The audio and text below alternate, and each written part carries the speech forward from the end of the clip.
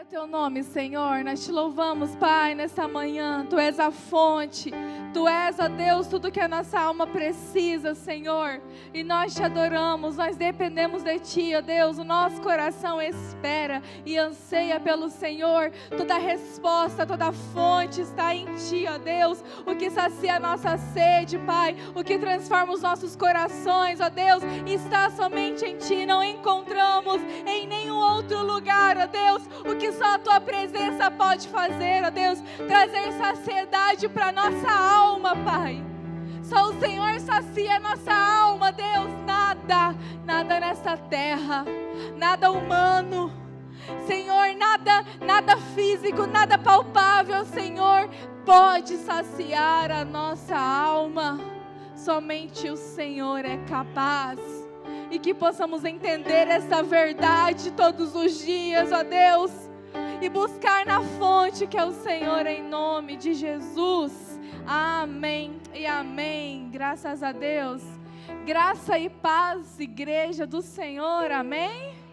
Amém. Que bom que você está aqui hoje. Que bom que você saiu da sua casa, se preparou para estar neste culto de louvor e adoração ao nosso Deus. Quero te convidar a abrir sua Bíblia no Evangelho segundo João, capítulo 15, versículo 1 a 8.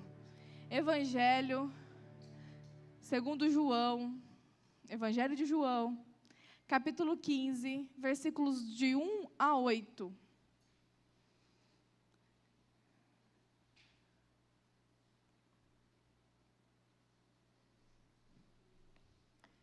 Amém? Todos encontraram? Se você tiver alguém do seu lado, talvez esteja sem Bíblia, você quiser chegar junto ali para ler junto, já ajuda na comunhão. Se você não trouxe sua Bíblia, mas trouxe seu celular e ele tiver a Bíblia, abra no celular, a pastora sabe que você está na Bíblia. João, capítulo 15, versículos de 1 a 8. Amém. A palavra de Deus diz assim. Essa palavra ela é muito conhecida. E o Senhor, Ele trouxe algo ao meu coração, e a minha oração é para que fale ao seu coração também, como falou comigo. João 15, versículo 1. Eu sou a videira verdadeira, e meu pai é o agricultor. Todo ramo que, estando em mim, não der frutos, Ele corta. E todo o que dá fruto, limpa, para que produza mais frutos ainda. Vós já estáis limpos pela palavra que vos tenho falado. Permanecei em mim e eu permanecerei em vocês.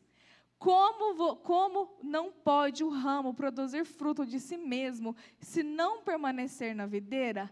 Assim, nem vós podeis dar fruto, se não permanecerdes em mim. Eu sou a videira, vós os ramos. Quem permanece em mim e eu nele, esse dá muito fruto, porque sem mim nada podeis fazer. Se alguém não permanecer em mim, será lançado fora, à semelhança do ramo, e seca, e o apanham e lançam no fogo e o queimam. Se permanecerdes em mim, e as minhas palavras permanecerdes em vocês, pedirei o que quiserdes e será feito. Nisto é glorificado meu Pai, em que deis muito fruto, e assim vos tornareis meus discípulos. Amém e amém. Tome seu assento, queridos. Aqui nesse texto, nós vemos claramente alguns elementos que o Senhor Jesus ele usa para comparar. A palavra de Deus é repleta de parábolas, histórias que Jesus conta para trazer entendimento a respeito de um assunto muito importante.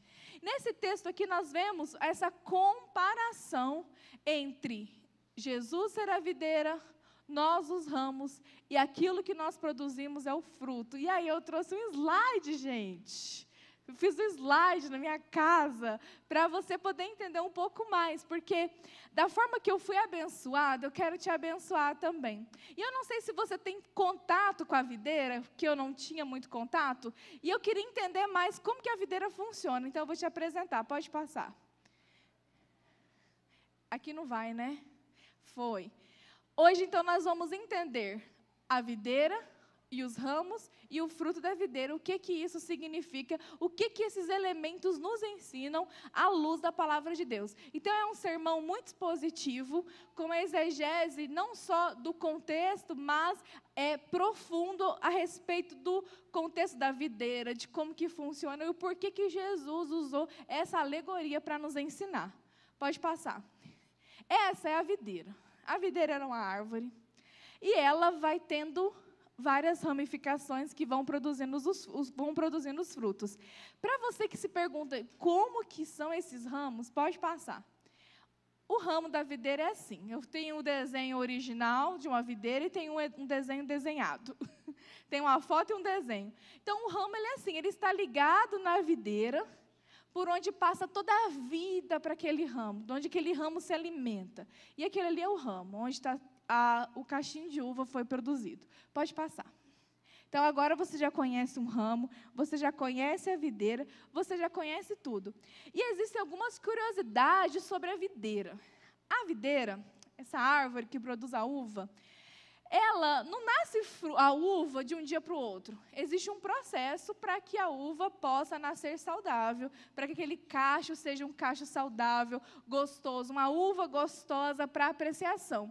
Então, ela vai passar por 4 etapas na vida dela.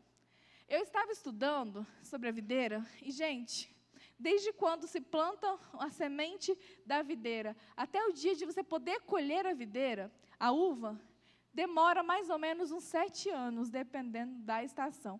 Mas agora nós estamos no momento em que a videira já existe, já está grandinha, já produz frutos, e ela vai passar por 4 estações, que é o ciclo completo da videira, que é a fase da dormência, da brotação, da floração e da crescimento dos bagos e a maturação. Então, pode passar para mim, por favor?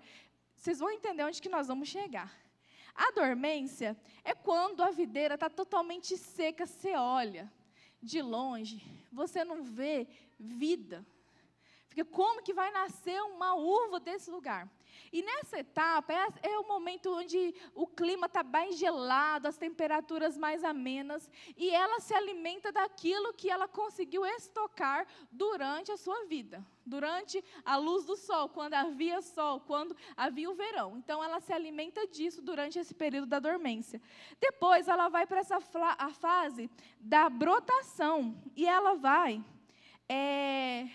começa a gerar alguns brotinhos. E com esses brotinhos, começa a nascer, ele dá sinais de que vai nascer uma uva ali. E é nessa fase da brotação que eles começam a poda da árvore. Então, eles podam a videira. Aqueles ramos, porque assim, não são todos os ramos que estão na videira ali que vai produzir fruto. E nem é interessante para a árvore, porque ela tem uma seiva, e os ramos se alimentam dessa seiva. Então, aqueles ramos que não estão produzindo, aqueles ramos que estão feinhos, que estão estragados, eles são cortados. É a poda. E tem uma coisa muito interessante nessa fase que acontece. Quando poda o ramo da videira, onde foi podado, corta aqueles que estão ruins, e aqueles que estão bons começa a podar, a tirar ali as arestas, a dar uma ajeitada no ramo. E onde se corta, produz uma seiva, que eles chamam de choro da videira. Eu não sabia que a videira chorava, mas agora você sabe, a videira, ela chora. É produzido o choro da videira. É uma seiva que ela escorre, ela ajuda no processo de frutificação daquela árvore. Pode passar.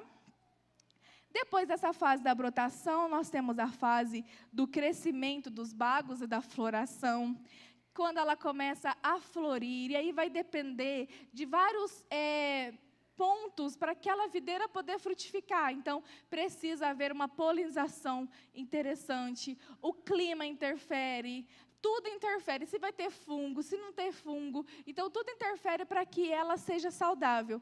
E, por fim, a maturação, que chamam da fase do pintor, que é quando a videira gerou o fruto e ela vai começar a criar a coloração. Alguns, dependendo para o que vai ser aquela uva, tiram antes para vinhos e etc. E quando é para servir em casa, aquela uva que a gente come à mesa, ela fica um pouquinho mais tempo, porque quanto mais ela fica na fase do pintor, mais doce ela fica. Deu para entender, gente, sobre a videira? Então, pode passar. A videira é Jesus, e nós somos os ramos. E Ele quer que nós produzamos frutos. Mas, que frutos são esses? Como que eu sou um ramo? Como que isso se aplica à nossa vida? Como que nós podemos entender esse processo todo da videira para nós? Pode passar. Eu acredito que Jesus, quando Ele fez essa comparação, Ele já sabia sobre todas essas fases que a videira tem. Ele já sabia o que simbolizava a videira, o que simbolizava os ramos e o que simbolizava os frutos. E o ramo que produz fruto, o ramo que produz fruto, o ramo que está saudável, ele continua a podar, a cortar. Ele poda, ele limpa, para que continue a dar frutos. Mas o que não produz, a gente entendeu que ele lança fora, é cortado e lançado fora. Mas no processo dessa poda, a videira, ela chora. E não foi eu que dei esse nome. Foram as pessoas que cuidam da videira, que deram esse nome para o choro da videira. E todo o processo de limpeza, toda poda, dói. Toda poda machuca, muitas vezes. Porque para nós sermos limpos pela palavra, nós precisamos renunciar. E às vezes essas renúncias, elas doem na nossa alma. Porque nós não queremos matar a carne, nós não queremos mortificar a carne, porque todo o processo de mortificação dos nossos desejos, dos nossos interesses, eles doem. É necessário um processo. E Jesus, ele já sabia disso. Enquanto nós somos limpos pela palavra, a nossa alma, o nosso corpo chora. O nosso corpo não quer.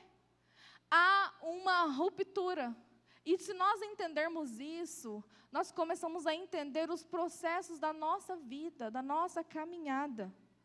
Nós precisamos muitas vezes produzir a seiva, aquele choro da videira, para continuar na produção de frutos.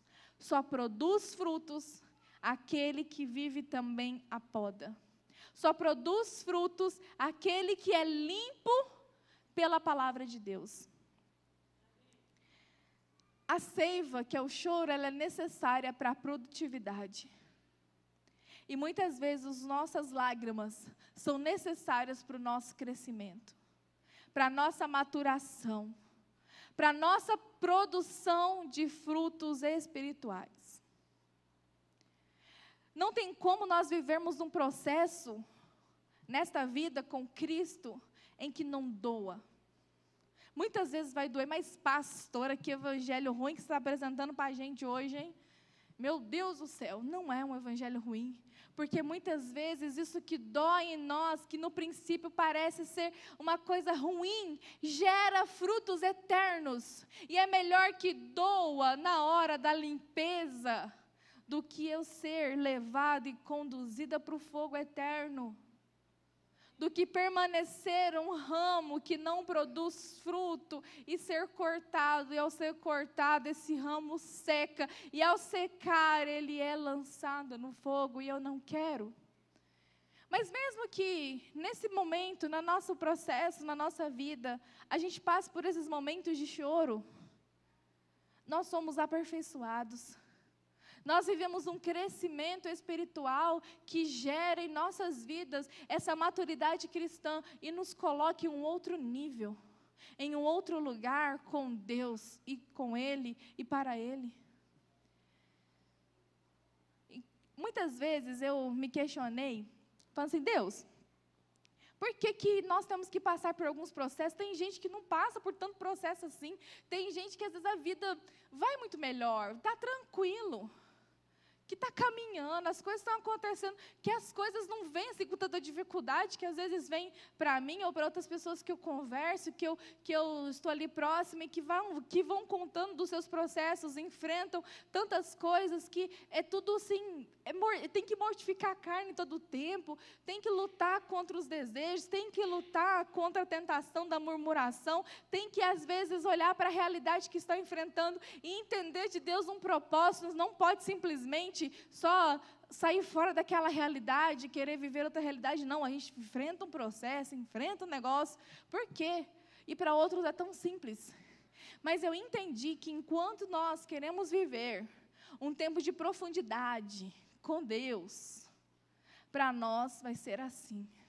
Vamos passar pelo processo, vamos ter que renunciar. Se eu não quero renunciar, eu continuo no mesmo lugar que eu estou, eu não vou para a profundidade.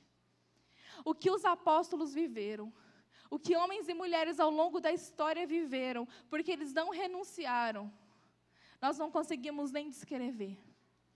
Nós estamos estudando na classe dos jovens a história da igreja, e hoje eu vou dar aula para os jovens, e nós vamos falar sobre as perseguições na época do Império Romano.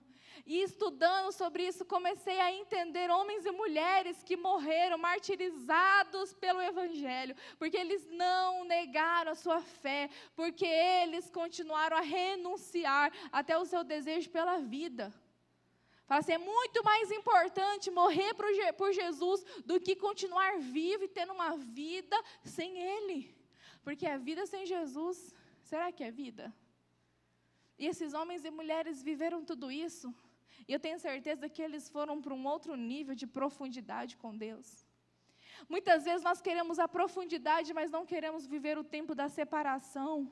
Nós queremos a profundidade, mas não queremos viver a renúncia. E o Senhor nos chama para um tempo de renúncia. Você quer viver a profundidade? Se santifique, se separe. Jesus, como nazireu, João Batista se separou, era um nazireu, negou a bebida forte, negou tantas coisas para viver um outro nível. E muitas vezes nós queremos viver esse outro nível, olhamos para as pessoas e eu quero ser como essa pessoa, mas nós não estamos dispostos a renunciar nem um pouquinho daquilo que as pessoas renunciaram para viver e para ter o que elas têm em Deus. Querido, se você hoje está passando por algum processo na sua vida que está doendo, a sua vontade de entregar os pontos, de abandonar e falar, eu não aguento mais, perseverar nisso. Entenda, o Senhor está te levando para um outro nível com Ele. Persevere nele. Persevere nele, porque a recompensa vem dEle, e a recompensa dEle é eterna.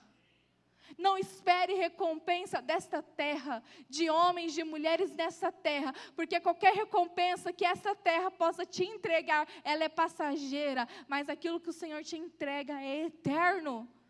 E como homens e mulheres separados, santos, santificados, nós somos gerados para a eternidade, e os nossos olhos estão naquilo que não se vê, porque o que não se vê é eterno, mas o que se vê é passageiro. E enquanto homens e mulheres separados pelo Senhor, os nossos olhos continuam fitos nele, olhando somente para Ele. Se nós queremos continuar enxertados na videira, produzindo frutos, precisamos olhar para Ele. O processo, o choro, a renúncia faz parte da nossa vida. John Wesley já dizia, mas tem uma coisa de errado. Hoje ninguém me acusou, ninguém jogou pedras em mim, ninguém fez nada comigo, tem uma coisa errada. Eu devo estar fazendo alguma coisa errada. Meu marido até me lembrou esses dias de uma história de Wesley, que ele estava lá falando com Deus, pedindo uma resposta. O que aconteceu? Ninguém tacou uma pedra em mim enquanto eu pregava. Está tudo muito calmo, muito tranquilo. Enquanto ele orava, alguém taca um tijolo nele. E ele fala, Deus, obrigada, porque o Senhor respondeu a minha oração. Porque está tudo certo agora eu sei que está certo. Esse homem, usado por Deus, hoje nós somos fruto também, nós somos a geração wesleyana, foi alcançada por causa da renúncia de um homem, e nem era um homem tão alto assim, né, pastor? Ele era pequenininho. Pode passar. Mas que frutos são esses? E aí eu quero trazer uma explicação para você, bíblica, e que eu fui pesquisando muito para entender. Sempre eu ficava assim, me sentindo uma pecadora quando eu falava lá dos frutos do Espírito, e eu falava no plural.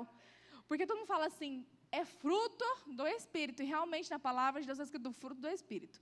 E eu achava que se eu falasse frutos, eu estava sendo muito errada. Mas eu fui entendendo o porquê que a Bíblia usa fruto e frutos, porquê que traz, quais são as diferenças de significados, e você vai entender, para você entender que fruto que você deve produzir.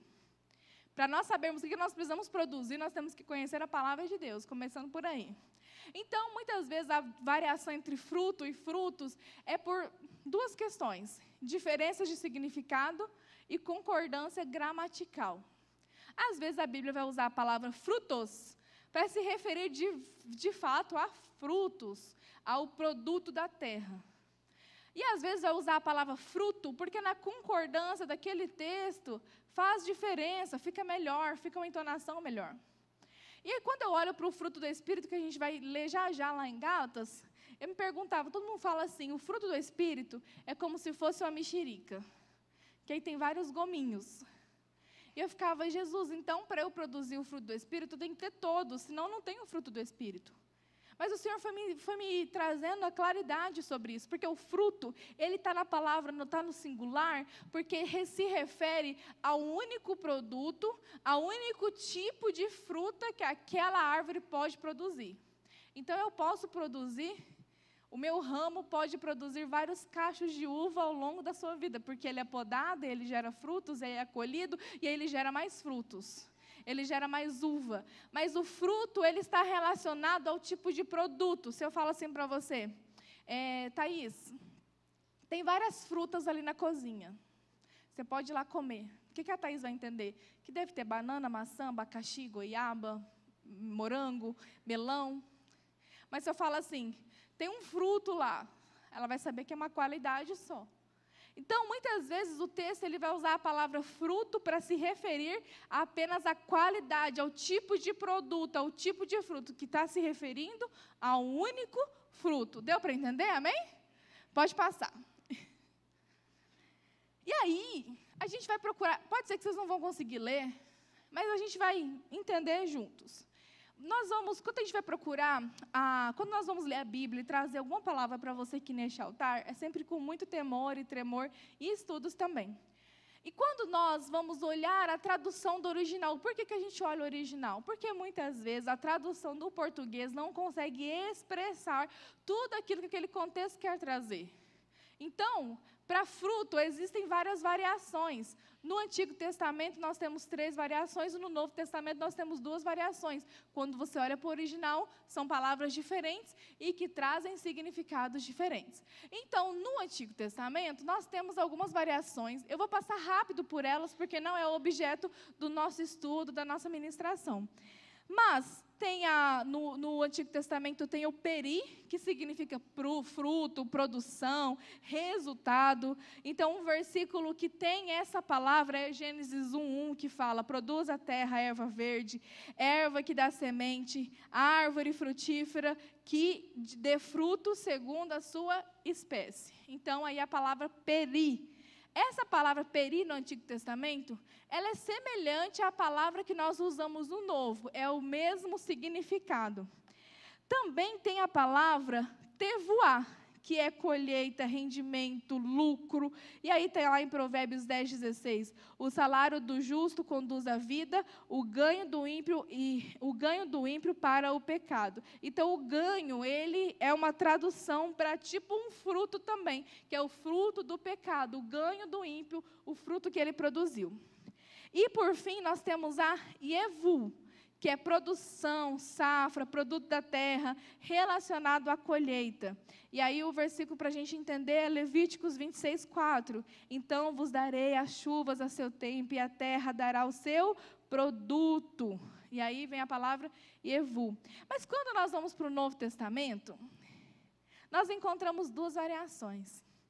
Olhando todos os versículos do Novo Testamento que se referem a fruto, nós temos a primeira variação, que é a karpós, que significa fruto, resultado e evidência. E aí o texto que nós lemos em João 15, ele se refere a esse tipo de fruto. Quem permanece em mim e eu nele, esse dá muito fruto, carpós.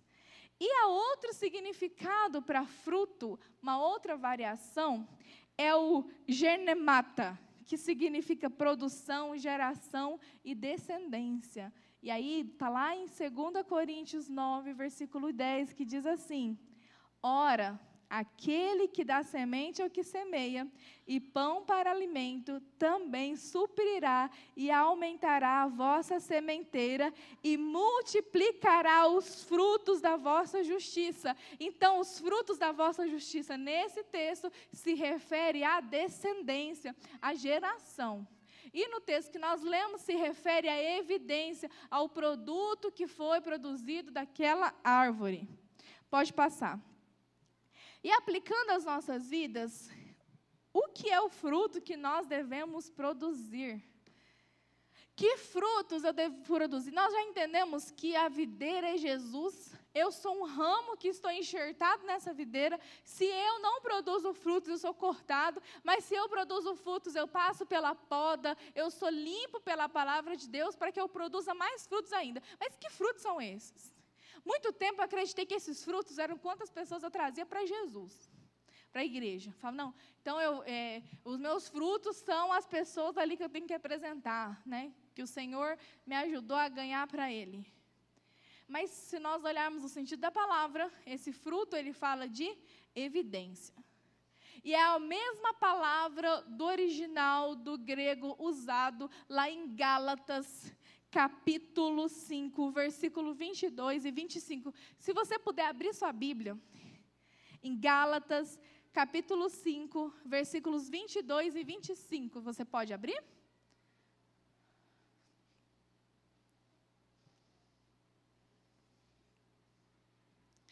Amém? A pastora dá um segundo e já pergunta amém, né? Gálatas 5, 22 ao 25. Mas se você conseguir ler também, porque eu estou olhando ali, aí parece tão pequeno, mas aqui está grande, né? Agora que eu vi que aqui está grande. A palavra de Deus diz assim: mas o fruto do Espírito é amor, alegria, paz, longanimidade, benignidade, bondade, fidelidade, mansidão, domínio próprio. Contra estas coisas não há lei. E os que são de Cristo Jesus crucificaram a carne com as suas paixões e concupiscências. Se vivemos no Espírito, andemos também no Espírito. O ramo, ele só consegue produzir uma qualidade de fruto, que é a uva. E nós, ramos da videira verdadeira, nós produzimos também uma qualidade de fruto, que é o fruto do Espírito. É esse fruto que nós precisamos produzir. Se nós não produzimos esse fruto, nós não estamos limpos pela palavra de Deus. E para produzirmos esse fruto, nós precisamos passar pela poda. Os frutos, eles vão nascendo, colhidos e nascem mais, passando pelas estações, pelos ciclos. Nem sempre vamos produzir todos os frutos necessários de uma vez, mas nós vamos produzindo ao decorrer que nós vamos sendo limpos pela palavra. Você talvez já produziu o fruto da mansidão, do domínio próprio. Vixe, tia Beth. Mas fala, pastora, eu ainda não consegui, eu ainda não sou uma pessoa benigna, bondosa. Produza esse fruto. Esteja com o coração aberto para conseguir produzir mais. E o Senhor ir transformando o seu caráter, transformando a sua vida, transformando a sua história. O fruto é transformação de vida, transformação de caráter. O fruto é santidade. A evidência de estarmos enxertados na videira verdadeira é a santidade. E todos esses frutos, esse fruto do Espírito, ele aponta para isso, para a santidade. Quem é separado pelo Senhor, ele produz alegria. Pode voltar. Ele produz a alegria, o amor, a longanimidade, a paz, a benignidade, a fidelidade, a mansidão, o domínio próprio. Para vivermos como o texto nos chama para vivermos, precisamos ser transformados. Pode passar. O fruto que eu devo produzir é um caráter transformado, uma vida em santidade ao Senhor, deixando as cobiças da carne e sendo transformados à luz da palavra. Matar os desejos da carne dói, por isso quando vem a poda, o ramo chora. Renunciar nunca foi fácil, mas é necessário para estarmos enxertados na videira que é Jesus. E a maior evidência é o amor.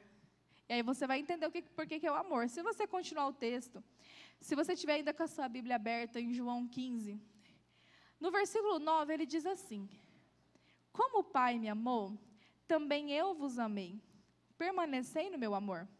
Se guardardes os meus mandamentos, permanecereis no meu amor, assim como também eu tenho guardado os mandamentos de meu Pai, e no seu amor permaneço. Tenho-vos dito essas coisas, para que o meu gozo esteja em vós e o vosso gozo seja completo. O meu mandamento é este, que vos ameis uns aos outros como eu vos amei. Todo fruto é importante para nós. Mas existe um fruto que não só esse texto fala, mas como também a palavra de Deus em todos os 33 livros da Bíblia, Novo Testamento, reforçam o amor. O pastor pregou esses dias sobre o amor, 1 Coríntios 13. Ainda que eu falasse a língua dos homens e dos anjos, ainda que eu tenha tantos poderes, ainda que eu seja tão maravilhoso em tudo que eu faço, se eu não tiver amor, nada serei. O crente, o cristão, o separado, precisa produzir o amor. O amor é o que nos difere deste mundo. O amor é o que nos diferencia, é o que torna Jesus conhecido para esta terra. O amor nos ajuda a permanecer na videira, porque Ele é o próprio amor. E se nós permanecemos no amor dEle, o amor dEle permanece em nós. E se esse amor permanece em nós, nós damos muito fruto. Permaneça no amor do Senhor e produza esse fruto de amor. O amor, ele não é uma vontade nossa produzir. E não pode ser uma coisa que eu tenho vontade de amar. Mas eu preciso amar. Nós vivemos um tempo com tantas divisões, né, no meio da igreja brasileira, na igreja no mundo. Nós vivemos tantas divisões enquanto sociedade. Hoje nós vemos pessoas que, se outra pessoa se diz ser de um lado político, já não olha mais para a cara dela, não presta mais, não serve mais para nada. É um lixo. E isso vem totalmente contra a palavra de Deus, porque a palavra de Deus fala do amor. Amar. Amar. O pastor falou tão bem sobre o amor, né, pastor, que o senhor podia até terminar essa palavra. Que o amor não é uma vontade, mas é uma decisão. Nós não precisamos gostar de amar, mas nós precisamos amar. Nós temos produzido esse fruto? O amor tem sido essa evidência em nossas vidas? Em João 15, versículo 9, não, é isso aí, ó. João, pode passar. João 14, versículo 13, diz assim: e tudo quanto pedirem em meu nome eu farei, a fim de que o Pai seja glorificado no Filho. Se permaneceres em mim, as minhas palavras em vós, pedirei o que quiseres e vos será feito. E esses versículos, eles são a chave para as nossas orações serem respondidas. Depois de nós passarmos por todo esse processo, entender como que funciona, entender o que é a videira, entender o que são os ramos, entender o que é a poda, entender a santificação, caminhar em santificação, produzir esses frutos que nos fazem permanecer enxertados em Jesus. Aí ele diz: pedireis o que quiserdes e será feito. Muitas vezes, a gente reclama que as nossas orações não estão sendo ouvidas. Mas será que nós permanecemos em Jesus e Ele em nós? As nossas orações, elas são resultado, fruto de uma vida com Ele, ou é a minha oração, é a minha forma de tratar Deus como um gênio da lâmpada? O Deus que resolve todos os meus problemas, que está ali disponível como um super-herói, que vai vir e vai mudar tudo, só porque eu pedi. Aí quando Deus não atende as nossas orações, nós falamos: o Senhor se esqueceu de mim, o Senhor é um Deus mau, o Senhor é um Deus mau que não me respondeu, eu pedi, eu clamei por socorro e o Senhor não fez. Porque muitas vezes, queridos, aquilo que nós pedimos e aquilo que nós precisamos entram em divergência. E o Senhor, Ele vai proporcionar para nós, filhos separados dEle, aquilo que nós precisamos. E enquanto nós permanecemos nele, nós passamos a pedir aquilo que glorifica Ele. E o pedir em nome de Jesus glorifica o Filho. Quando eu peço, eu oro em nome de Jesus, amém. Eu glorifico o Filho, que é Jesus. E quando o Filho é glorificado, o Pai é glorificado, nosso Deus. Então eu concluo esta ministração. Pode passar? Entendendo que eu preciso estar enxertado na videira. Eu preciso produzir frutos que revelem o caráter de Jesus, a quem eu estou enxertado. E as minhas orações, para serem ouvidas, eu preciso buscar nele essa transformação e essa santificação. Não que Deus não ouça a nossa oração, Ele ouve. Por misericórdia e graça, Ele ouve as nossas orações. Mas o texto, ele fala: podereis pedir o que quiseres e vos será feito. A palavra de Deus, ela mente? Não, ela é verdadeira. Porque quando meu coração está nele, os meus desejos, os meus anseios, eles comungam com a vontade dele. Eu sou transformado à imagem e semelhança dele. Porque é para ele que nós nascemos, é para ele que nós vivemos e é para ele que nós morremos. Pode passar? Acho que acabou, né? Acabou, gente, os slides. Eu achei que eu tinha feito mais um. Mas para você entender, e hoje, talvez, quando você olhar esse texto de João, capítulo 15, você enxergue de uma forma diferente. Mas por mais que, em alguns momentos, as palavras foram duras e talvez difíceis de ouvir, é uma declaração de amor. É uma declaração de amor para mim e para você. Jesus nos chama: estejam enxertados em mim. Eu sou a videira. Se submetam à minha poda. Sejam limpos pela palavra de Deus. E produzam frutos. Produzam frutos. Evidências. A evidência do produto o produto, ele evidencia a árvore que ele está enxertado. Eu sei que você é uva. Quando eu vejo a uva, eu sei que você veio de uma videira saudável. Então, queridos, o convite do Senhor para mim e para você é: produza frutos que revelem quem é a videira. Fique em pé no seu lugar, se você puder.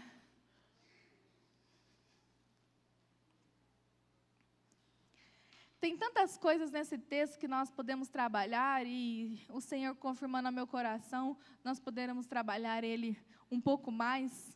Talvez você que trabalha com aula já tenha até pensado: meu Deus, esse ciclo da videira eu já vejo tantas pregações. Mas a palavra do Senhor hoje é pontual para nós. Ela é pontual, ela é necessária e é um convite de amor. Se você puder, feche seus olhos onde você está.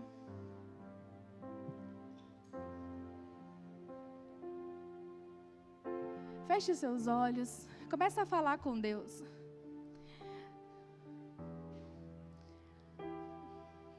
Talvez para você hoje esteja sendo difícil passar pela poda. Está doendo, está chorando. Mas você entendeu que é necessário. E o Senhor, Ele está com você, Ele te sustenta. E o processo, ele tem um fim. E o que Ele produz é eterno.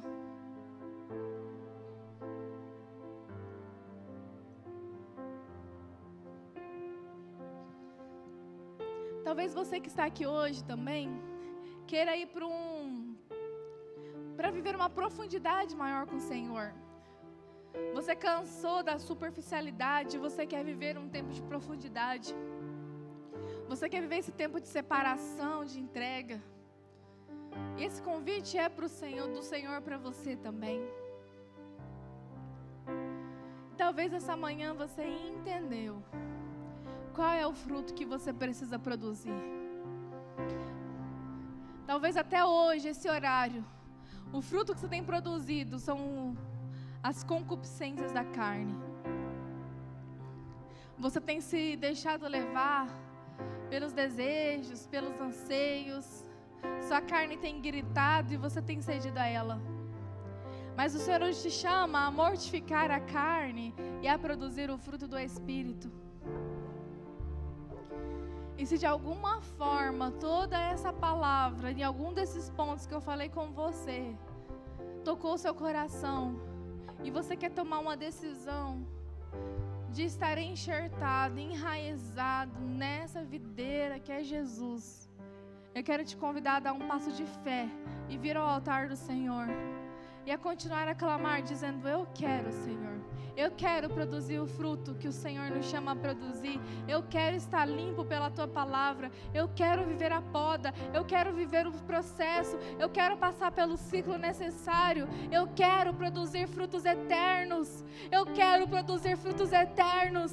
Eu não quero mais viver para esta terra, pensando nesta terra, mas eu quero os meus olhos na eternidade. Eu quero os meus olhos na eternidade. Eu fui chamado para a eternidade.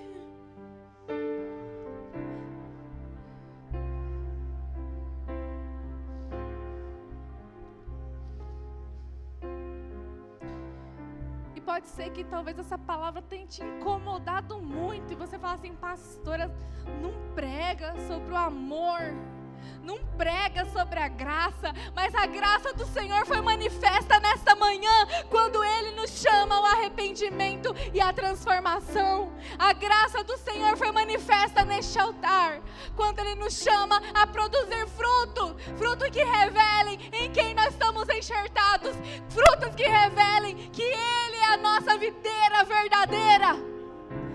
A graça do Senhor é manifestada neste altar quando nós somos chamados ao arrependimento, à mudança de caráter, à transformação de vida. A graça do Senhor é manifestada quando a igreja dele se posiciona, quando a igreja dele renuncia à carne, renuncia os desejos e decide viver em santificação, em vida, olhando somente para Ele. Você já pode glorificar, porque a graça do Senhor foi manifestada neste lugar.